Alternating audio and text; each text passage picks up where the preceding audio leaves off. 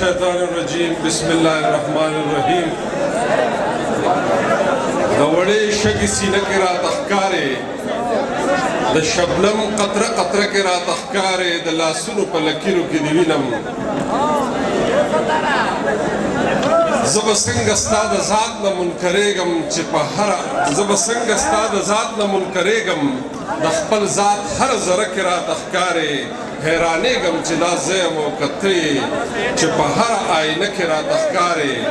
خدایه ذات دې یوه لویه معمه ده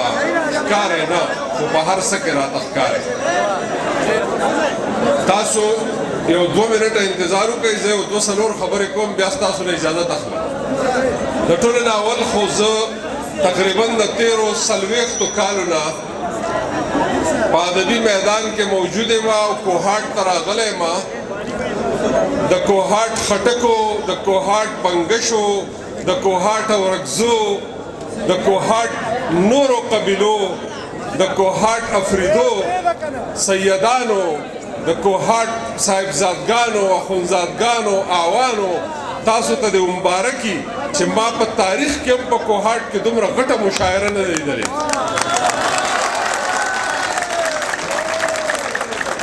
زه ستاسو حوصلې ته ستاسو مینې ته سلام کوم او ظهیر صاحب ته مبارکي ورکوم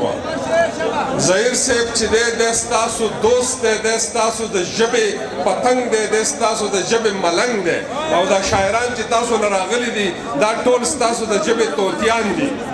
ډېره مبارک شه بیا مبارک شه او بیا مبارک شه خو یوه خبره یاد ساتئ او هغه دا دی چې کله تاسو مشاعره کې موجود یې نو چې تاسو راغلي اورېدولی نو بیا اورئ زه به درته صرف یو شعر ووایم یو رباعي ووایم او بس نور زه څه هېڅ نه وایم که د خاورو په کورونو کې اوسېږو که د خاورو په کورونو کې اوسېږو خو په ښکلو ښکلو زړونو کې اوسېږو مونږ تل کوو خبرې سپینې سپینې که په تورو تورو غرونو کې اوسېږو او په دامزه بابا په دې شعرونو به درنه اجازت واخلم او هغه دا دی چې پرېنوځي په ښکته پښتنو پښتو کړی جګه تر اسمانه مېړنو پښتو کړی سور داسې تارونه د ملت د رباب چې هره پرده غږ کې چې پښتو پښتو